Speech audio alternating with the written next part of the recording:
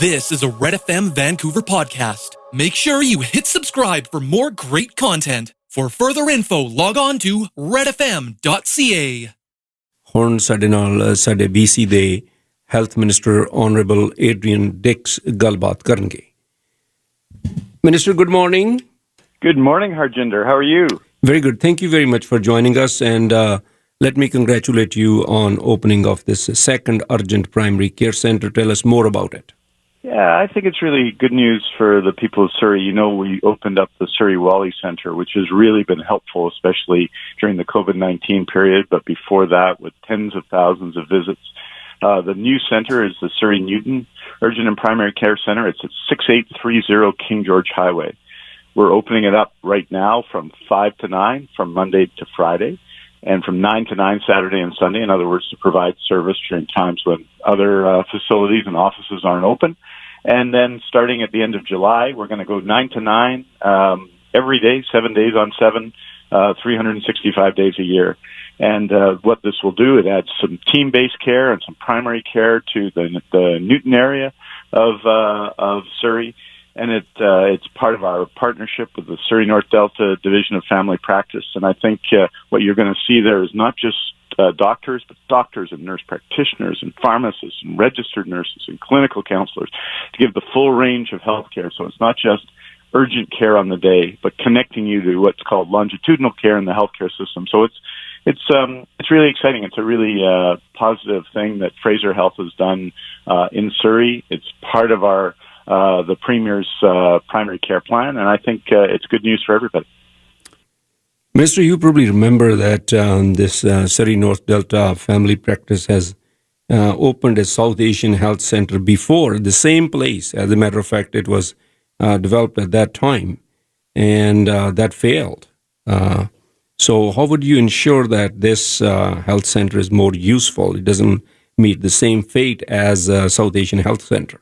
Oh, I think this has a different function. If you look at how busy the Surrey Wally Urgent and Primary Care Center is, the fact that we're focused on providing care to those people who don't have a family practice doctor, that we're connected to the healthcare system, and that our urgent and primary care centers across BC have been working very well and have been absolutely essential during the COVID-19 pandemic. I think this is a strong argument to improve primary care services in Surrey. You know, Surrey is a great city. It's our most growing city, and keeping people well, keeping them out of the hospital has to be a priority. And we've seen this in recent times, by the way, when people have been more reluctant to go to the emergency room. We've seen a significant increase in the usage of urgent and primary care in the Surrey Wally site. So I think the proposal is going to work very well. As you know, many of the doctors involved in the previous proposal, which was some years ago, I think it was 2013 it opened, yes, have moved on and are moving on and working in other sites right now. But I think this is the right location. I think people will be very impressed by the quality of care they get there. And what we're trying to do is not replace other things in the system, but add to them.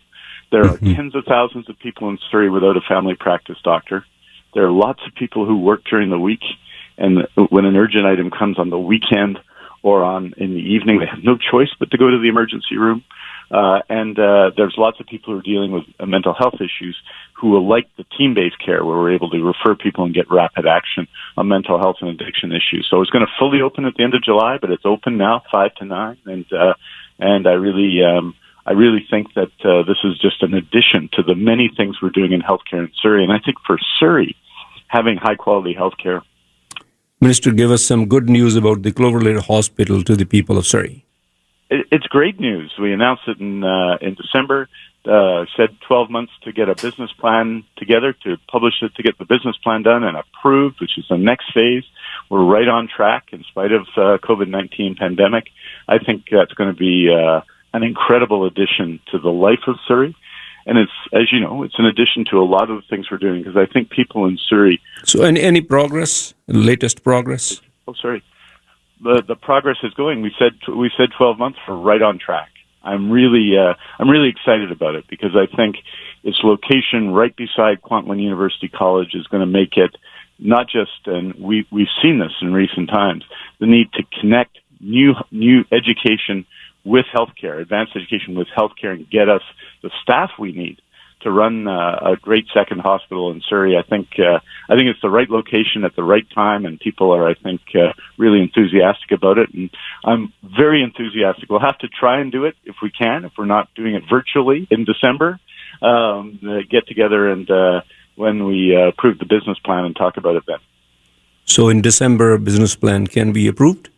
That's what we're aiming for. That's what we said we'd do. Usually it takes 12 to 18 months, but this is a high priority for us, and I know it's a high priority for the people of Surrey, and that's why we're driving it forward. And I think it's very exciting, and I think people are going to be excited by it in Surrey. And in the meantime, though, there's lots of things we can do and need to do. As you know, we've added 2 MRI machines in Surrey. We purchased one, and a location in Surrey. We added a second one at the Jim Pattison Outpatient Center, and that has dramatically reduced wait times for MRIs. Of course, we had a setback during COVID-19, but we're continuing going there. There's the Rapid Response Mental Health and Addiction Center at the Surrey Memorial Hospital. We've added the First Nations Community Health Center that we've added in the middle of Surrey, because as you know, Harjinder, Surrey has, I think, the highest population of First Nations people in all of BC. So these are real additions to healthcare in Surrey, and I'm very proud of the partnership with doctors in Surrey, because we're building there a primary care network to support doctors' offices as well. And I think what you're going to see with all of this is improved quality of care. And while the hospital's really important, and lots of people like to talk about it, it's symbolic and everything else. All of these other initiatives, primary care and diagnostic care, if you're sick, they're really important too. Minister, when I was quite excited about this new care center, that urgent care center that's opened on King George, and some people told me that it's no different than a fancy walk-in clinic. Please tell us it's different from a walk-in clinic. How it's different? How many doctors will be there? Different from a walk-in clinic because, first of all, it's team-based care. First of all, it has 2 tasks. It's to connect people to permanent care when they go in, so that's part of the goal, and to treat their urgent needs. It's open hours after regular hours and provides care to everyone. It's team-based care. I mean, when you go to an urgent to a walk-in clinic, and I'm not critical of walk-in clinics, by the way, I'm not being critical of them, but here you're going to have GPs and nurse practitioners and registered nurses, pharmacists and counselors working together as a team, because that's what modern healthcare should be. So it's connecting people to the healthcare system. It's providing them the care they need, extra hours. It's providing care to people without a family practice doctor, and it's connecting them to the most modern care in the public healthcare system. And we've seen this across British Columbia, and in times of crisis like we're living in now, it's flexible and able to serve people. We've seen a dramatic increase in utilization at the Surrey Wally Urgent and Primary Care Center, because as you know, many doctors are operating virtually or people haven't been able to go to those offices. That's been a door that's been opened. So, this is a successful proposal, but connect as well to all of the other services like walk-in clinics and like doctors' offices and like public health centers. It has to be connected as one network, and that's what we're working to do. Mr. Another thing is about the long-term home cares centers and a lot of deaths there. Are you planning to hold some kind of inquiry in them? Because most of the deaths are happening in these long-term home cares. Well, as you know, and a lot of people have been hearing about this on the national news, Harjinder, because there's a very challenging situation in Ontario and Quebec. Mm-hmm. I think if you count assisted living, close to 5,000 people have died in those provinces. We're, of course, we've had 94 deaths in long-term care, and that is devastating enough, and it's 94 too many. Mm-hmm. This is a world pandemic. I think the responses that we've made in BC have been positive and strong. Our public health officers have done a good job. Our long-term clinic care centers have done a good job, because when COVID-19 gets into long-term care, people are extremely vulnerable. You ask about reviews. I think there will be a review. I don't doubt it, of the COVID-19 thing, all the issues involved, but we're right in the middle of it, right? Mm-hmm. I mean, if you talk about Langley Lodge, people have died in the most recent weeks. Lynn Valley? At Langley Lodge, as you know, which is one of the long-term care homes most affected in BC. And so I think right now we have to continue to get on with the task. You know that we're expecting this fall to face new challenges, both with respiratory disease and potentially with a surge of COVID-19, if not sooner. So we're in the middle of this, and I think when we're done, we should have reviews, of course. But right now, we need to act to keep people safe and to keep people healthy. And also, June 1st, I think more people will be getting out and we will be meeting and mingling with each other. Is BC ready for the second wave of this virus? I think what we have to remember is that there's no vaccine and there's no cure. And that physical distancing, we talk about it, but physical distancing saves lives. So as we go out more, we have to remember that. And the people we have to remember, first of all, are the people in long-term care. Because when people get sick in long-term care, it's because there's COVID-19 in the community. When people are denied access or we have to defer surgeries to ensure hospitals are ready for COVID-19, they're affected by it. So it's our obligation, each of our obligation, to maintain physical distancing as we're out right now and to continue to for the coming year. We need to ensure, of course, that we wash our hands and absolutely ensure we don't go to work sick.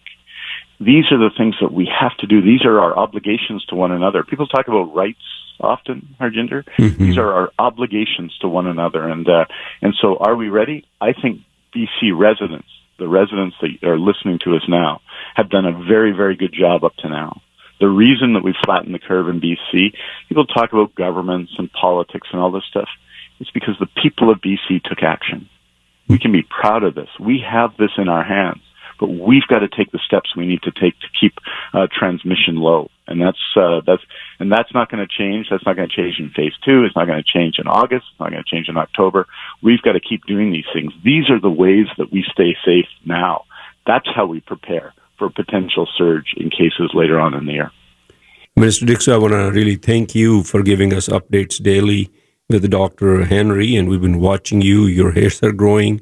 You need a haircut too, I guess. No? Anything in closing? No, just to say thank you. Thank you to Red FM. Thank you to everyone because, it's so important. Sometimes we think of these issues as being distant from us, but this is an issue that belongs to everybody. And I think Red FM and I think other media outlets have made sure the public has had the information they need. I'm very appreciative. We have to keep going. Thank you. And were you surprised when the opposition cooperative, very, very cooperative, they've proven? Not at all. I have a very good relationship with Norm Letnick, the opposition health critic. We work together. There's a major reform of health professional colleges going on that we're doing together. I believe, as you know, that there's a time for partisan debate, but there's also a time for working together. We were elected for 4 years. We shouldn't be partisans all the time. So I've been very honored to work with Norm Letnick, with Sonia Furstenau, the Green Party health critic who, is running for leader of the Green Party. I've been very proud to work with them. I talk to them, I think, every day about these issues and work with them on issues and work through problems as they arise. And I'm very proud of British Columbians. I think we've shown the whole country how to act together. And that doesn't mean this isn't a pandemic and people aren't getting sick and everything else. All those things are true. But this is a time, as Dr. Henry says, that we need to be calm, we need to be safe, we need to be kind. Mr. Dix, thank you very much for your time. We'll talk to you again. Harjinder. Thank you. Take care. Bye. ਸਾਡੇ health minister ਗੱਲਬਾਤ ਕਰ ਰਹੇ ਸਨ। ਉਹਨਾਂ ਨੇ ਜਿਹੜੀ ਗੱਲ ਪਹਿਲਾਂ ਤਾਂ ਉਸ ਦੀ ਜਿਹੜਾ ਕੇਅਰ ਸੈਂਟਰ ਖੁੱਲ੍ਹਿਆ ਉਸ ਦੀ ਕੀਤੀ ਆ। ਇਹ ਕਿੰਗ ਜਾਰਜ ਦੇ ਉੱਤੇ ਜਿਸ ਤਰ੍ਹਾਂ ਮੈਂ ਤੁਹਾਨੂੰ ਪਹਿਲਾਂ ਦੱਸਿਆ ਸੀ, ਕੱਲ੍ਹ ਵੀ ਮੈਂ ਤੁਹਾਨੂੰ ਦੱਸਿਆ ਸੀ, ਉੱਥੇ ਖੋਲ੍ਹਿਆ ਗਿਆ ਅਰਜੈਂਟ ਪ੍ਰਾਇਮਰੀ ਕੇਅਰ ਸੈਂਟਰ। ਪਹਿਲਾਂ ਵੀ ਖੁੱਲ੍ਹਾ ਹੌਸਪੀਟਲ ਦੇ ਸਾਹਮਣੇ ਵਾਲੀ ਬਿਲਡਿੰਗ ਦੇ ਵਿੱਚ, ਅਤੇ ਹੁਣ ਇਹ ਦੂਸਰਾ ਹੈ। ਇਹ ਪਹਿਲਾਂ ਹੀ ਬਿਲਡਿੰਗ ਸੀਗੀ ਇੱਥੇ, ਜਿਹੜੇ ਸਰੀ ਨਾਰਥ ਡੈਲਟਾ ਫੈਮਿਲੀ ਫਿਜ਼ੀਸ਼ੀਅਨਸ ਨੇ ਜਿਹੜੇ ਉਹਨਾਂ ਦੇ ਸਹਿਯੋਗ ਨਾਲ, ਅਤੇ ਪਹਿਲਾਂ ਜਿਹੜਾ ਸੀਗਾ ਡਾਕਟਰ ਅਰੁਣ ਗਰਗ ਹੋਰਾਂ ਦੀ ਸਰਪ੍ਰਸਤੀ ਹੇਠ ਖੋਲ੍ਹਿਆ ਗਿਆ ਸੀ। ਉਹ ਚੱਲਿਆ ਨਹੀਂ, ਫੇਲ ਹੋ ਗਿਆ ਸੀ। ਹੁਣ ਇਹ ਜਿਹੜਾ ਮੈਂ ਪੁੱਛਿਆ ਸੀ ਆਪਣੇ ਜਿਹੜੇ ਸਾਡੇ ਹੈਲਥ ਮਿਨਿਸਟਰ ਨੇ ਐਡਰੀਅਨ ਡਿਕਸ ਜੀ ਕਿ ਸਾਊਥ ਏਸ਼ੀਅਨ ਹੈਲਥ ਸੈਂਟਰ ਨਾਲੋਂ ਕਿਵੇਂ ਡਿਫਰੈਂਟ ਹੋਏਗਾ। ਉਹਨਾਂ ਨੇ ਕਹਿੰਦੀ ਇਹ ਬਿਲਕੁਲ ਵੱਖਰੀ ਚੀਜ਼ ਹੈ ਔਰ ਇੱਥੇ ਇੱਕ ਟੀਮ ਕੰਮ ਕਰੇਗੀ ਜਿਹੜੀ ਉਹਦੇ ਵਿੱਚ ਨਰਸਾਂ ਹੋਣਗੀਆਂ ਅਤੇ ਡਾਕਟਰ ਹੋਣਗੇ, ਇਹਦੇ ਨਾਲ ਜਿਹੜੇ ਨਰਸ ਪ੍ਰੈਕਟੀਸ਼ਨਰ ਹੋਣਗੇ। ਸੋ ਇੱਕ ਟੀਮ ਦੇ ਤੌਰ 'ਤੇ ਕੰਮ ਕਰੇਗਾ, ਇਹ 12 ਘੰਟੇ ਕੰਮ ਕਰੇਗਾ। ਅਤੇ ਦੂਸਰਾ ਮੈਂ ਹੋਸਪਿਟਲ ਬਾਰੇ, ਨਵੇਂ ਹੋਸਪਿਟਲ ਬਾਰੇ ਪੁੱਛਿਆ ਸੀ ਜਿਹੜਾ ਕਿ ਕਲੋਵਰਡੇਲ 'ਚ ਖੁੱਲ੍ਹਣਾ। ਉਹ ਕਹਿੰਦੇ ਕਿ ਦਸੰਬਰ ਦੇ ਵਿੱਚ ਅਸੀਂ ਜਿਹੜੀ ਬਿਜ਼ਨਸ ਪਲਾਨ ਆ ਉਹ ਤਕਰੀਬਨ ਸਾਡਾ ਟੀਚਾ ਇਹ ਆ ਕਿ ਉਹ ਕੰਪਲੀਟ ਕਰ ਲਵਾਂਗੇ। ਅਤੇ ਫਿਰ ਮੈਂ ਉਹਨਾਂ ਨੂੰ ਪੁੱਛਿਆ ਸੀ ਕਿ ਹੁਣ ਸੈਕਿੰਡ ਵੇਵ ਆ ਸਕਦੀ ਹੈ, ਲੋਕਾਂ ਨੇ ਹੁਣ ਘੁਲਣਾ ਮਿਲਣਾ ਆਪਸ ਵਿੱਚ ਹੀ, ਤਾਂ ਉਹਦੇ ਲਈ ਆਪਾਂ ਰੈਡੀ ਹਾਂ। ਉਹ ਕਹਿੰਦੇ ਵੀ ਦੇਖੋ ਅਸੀਂ ਰੈਡੀ ਹਾਂ, ਅਤੇ ਉਹਨਾਂ ਨੇ ਕਈ ਗੱਲਾਂ ਦੱਸੀਆਂ ਨੇ ਇਸ ਦੇ ਬਾਰੇ 'ਚ। ਅਤੇ ਅਖੀਰ ਦੇ ਵਿੱਚ ਉਹਨਾਂ ਨੂੰ ਮੈਂ ਇਹ ਵੀ ਪੁੱਛਿਆ ਕਿ ਕੀ ਤੁਸੀਂ ਇਹਨਾਂ ਦੀ ਇਨਕੁਆਇਰੀ ਕਰਾਓਗੇ ਜਿਹੜੇ ਲੌਂਗ ਟਰਮ ਕੇਅਰ ਹੋਮਸ ਨੇ ਜੋ ਕੁਛ ਇਹਨਾਂ 'ਚ ਹੋਇਆ। ਉਹ ਕਹਿੰਦੇ ਕਿ ਲੈਂਗਲੀ ਲੌਜ ਦੀ ਉਹਨਾਂ ਨੇ ਕਾਫੀ ਗੱਲਬਾਤ ਕੀਤੀ ਹੈ, ਉਹਦੇ 'ਚ ਬਹੁਤ ਮੌਤਾਂ ਹੋਈਆਂ ਨੇ। ਉਹ ਕਹਿੰਦੇ ਰਿਵਿਊ ਕਰਾਵਾਂਗੇ ਅਸੀਂ, ਇਨਕੁਆਇਰੀ ਨਹੀਂ, ਉਹ ਕਹਿੰਦੇ ਰਿਵਿਊ ਕਰਾਵਾਂਗੇ। ਲੋਕ ਬਹੁਤੀਆਂ ਖਬਰਾਂ ਜਿਹੜੀਆਂ ਸੁਣ ਰਹੇ ਆ ਉਹ ਨੈਸ਼ਨਲ ਨਿਊਜ਼ ਦੇ ਜਿਸ ਕਿਊਬੈਕ ਦੀ ਗੱਲ ਕੀਤੀ ਉਹਨਾਂ ਨੇ, ਉੱਥੇ ਜ਼ਿਆਦਾ ਕਹਿੰਦੇ ਬੁਰਾ ਹਾਲ ਹੈ, ਪਰ ਫਿਰ ਵੀ ਸਾਡੇ 94 ਬੰਦੇ ਮਰੇ ਆ, ਟੂ ਮੈਨੀ ਆ, ਇਸ ਕਰਕੇ ਇਹਨਾਂ ਦਾ ਰਿਵਿਊ ਕਰਵਾਇਆ ਜਾਏਗਾ। ਇਸ ਕਿਸਮ ਦੀ ਗੱਲਬਾਤ ਉਹਨਾਂ ਨੇ ਕੀਤੀ ਹੈ। Thank you for listening to another Red FM podcast. Don't forget to hit subscribe and check out our Red FM Canada YouTube channel. For further info, log on to our Red FM social media platforms or visit redfm.ca.